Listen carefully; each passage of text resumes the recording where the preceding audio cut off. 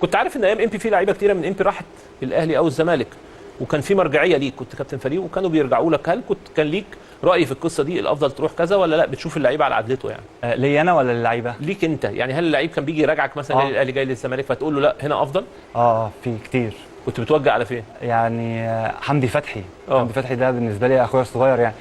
انا وجهته بصراحه على الاهلي. على الاهلي. اه اه كان حمدي ساعتها جاي له الاهلي وجاي له بيراميدز اه وتقريبا كان الزمالك. ايه ده ايه ده ايه ده، استنى بس يا عم، استنى بس، انا عايز بس حضرتك يا اللي هتسمعني تتخيل بس ولو لدقيقة ان ده لعيب لعيب زملكاوي، انتمائه زملكاوي في اي نادي في الدوري المصري وبيلعب، مش لعيب سابق ولا مدرب ولا اداري. تخيل بس معايا ان ده لعيب وبيلعب في فريقه دلوقتي ومحترف وعمل ده، بس انتمائه للزمالك. تخيل بس معايا دقيقة، يعني انت لعيب بتلعب في نادي منافس في الدوري المصري ايا كان مركزه ايا كان وضعه، زميلك جاله عرض من اهلي وزمالك وبيراميدز بناء على اهوائك الشخصيه بقى وانتماءاتك، فانت بتدله. انت فاهم؟ لا انا من وجهه نظري تروح كذا، من وجهه نظري يعني انت حتى مش مثلا اداري قديم مثلا او لعيب سابق مثلا كنت في الاهلي فانت بتدله مثلا بناء على تاريخك وحاجاتك، لا لا، انت بس من باب اللي هو ايه، انتمائك. يعني اللي هو بتأثر على لاعب مثلا ممكن يكون جمهور الزمالك حابب انه يشوفه بيمثل فرقته او بيراميدز او ايا كان، الناس هتدفع اكتر، انت بتساهم ان لا روح المكان الفلاني ده عشان انتماء حضرتك. فيعني المنتمين للاهلي في الانديه كده ايه يعني؟ يعني انا مثلا دلوقتي واحد بيشجع النادي الاهلي في نادي، ده انا اقلق منه بقى، ده احنا كده نعملها رباطيه بقى. انا عايزك بس تتخيل معايا لو دقيقه واحده بس ان ده لعيب زملكاوي مثلا في سيراميكا كليوباترا او في بيراميدز، نفترض انه احمد توفيق مثلا، وبيقنع مثلا الشيبي بتاع المغرب انه يروح الزمالك، وطلعت اخبار بكده وهو بيلعب في الفرقه وفي الدوري المصري ومش عارف ايه، اعلام الاهلي هيمسكه هيعمل فيه ايه؟ بما يرضي اللي حكم دماغك كده وحكم عقلك وقول اللي يرضي ربنا عشان كلنا هنموت. فيعني ايه يا جدعان، ايه يا جدعان السلطه، ايه الكرنب اللي بيخلينا نفسي على بعض ده يا جدعان اللي بناكله، ايه ده؟ ايه ده يا جماعه؟ ويقول لك تطوير الكره المصريه، تطوير ايه يا عم بلا خرا؟ اه كان حمدي ساعتها جاي له الاهلي وجاي له بيراميدز اه وتقريبا كان الزمالك. اه بس كان الاقرب انت جيت كان. معايا وش كده على طول. ما انا صريح مع اه حضرتك، مش يعني هلف اي لعيب في امبي كان بيسالك كنت بتقول له الاهلي؟ صلاح محسن. اه ساعتها كان في الاهلي والزمالك، انا قلت له لا انا شايف ان انت هتبقى كويس في الاهلي. ايه صلاح محسن، ايه قصته؟ صلاح محسن لعيب كبير قوي، كانت امكانيات رهيبه بس مشكلته في العقليه. في العقليه. اه عارف يا روميو حبيب قلبي، انا يعني بدات احس ان انت اللي عندك مشكله في الحته اللي انت بتقول عليها في صلاح محسن دي، مش عايز ان انا اتجاوز يعني.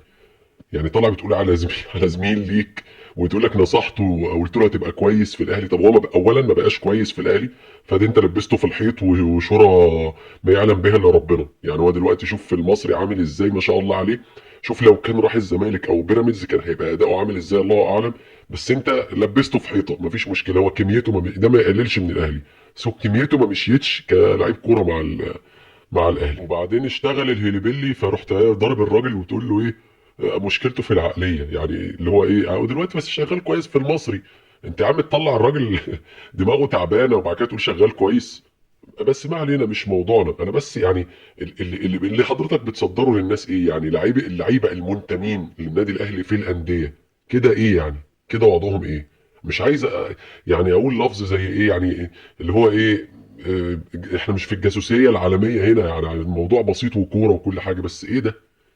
يعني ايه يعني؟ انا مثلا لو زميلي يعني منتمي للاهلي وبنلعب في فريق في فاركو، بنلعب في انبي، بنلعب في طلائع الجيش، ايه يعني اي واحد جاي له عرض تقعد توجهه وتدله يروح؟ طب يا عم انا، طب يا عم انا هبقى كويس في الزمالك، طب يا عم انا مستقبلي هيبقى افضل في الزمالك، طب يا عم انا انتماء اهلي زملكاويه، ليه تلعب في دماغي؟ ليه توترني ليه؟ والله احنا مشكلتنا يعني من وجهة نظري في الرياضه المصريه ان مفيش حد في حاله، مش كل واحد مركز في شغله واللي بيعمله وبيعمله بما يرضي الله وعلى اكمل وجه. لا، ده ازاي لازم ابص في طبق غيري، لازم اشتغل لحساب حد واحد بس يبقى هو احسن حاجه في الدنيا، حتى لو انا في نادي تاني والنادي اللي انا بشغل حسابه ده مش هيعبرني. يعني لما بص لي وعبرني، جابني في ماتش مع ماتش ودي كده مع اتلتيكو مدريد، لبست التيشيرت ساعتين ومشيت.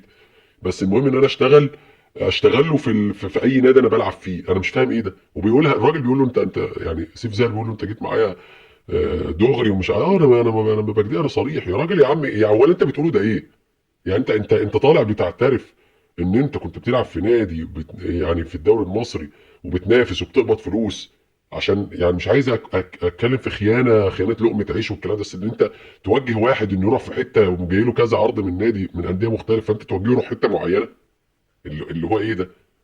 طب يا عم يعني سيب الراجل براحته، قول له والله استخير ربنا وشوف المحيطين بيك وشوف انت ايه الافضل لك واعمله. لكن انا بوجهه يروح الاهلي، والمشكله لا انت مدرب ولا منك اداري مثلا قديم زي ما قلت في الاول، فاللي هو تبقى مبلوعه مقبوله، راجل بيدرب وجي لعيب قدامه تحت ايده فاقترحه للاهلي ماشي، انت لعيب وبتلعب وبتقبض. يا نهار ابيض يا جماعه، انا بس تخيلوا معايا والله ان ده واحد زملكاوي، تخيل ده مثلا مصطفى فتحي في بيراميدز وبيقنع مثلا فيستون مايلي او اي لعيب في بيراميدز انه يروح الزمالك، تخيل اعلام الاهلي هيعمل فيه ايه؟ تخيل بس معايا. فبعد المحشي اللي عمالين نحشيه في الكوره في مصر ده، ما حدش يسال على تطوير ولا تقدم يا جماعه. السلام عليكم.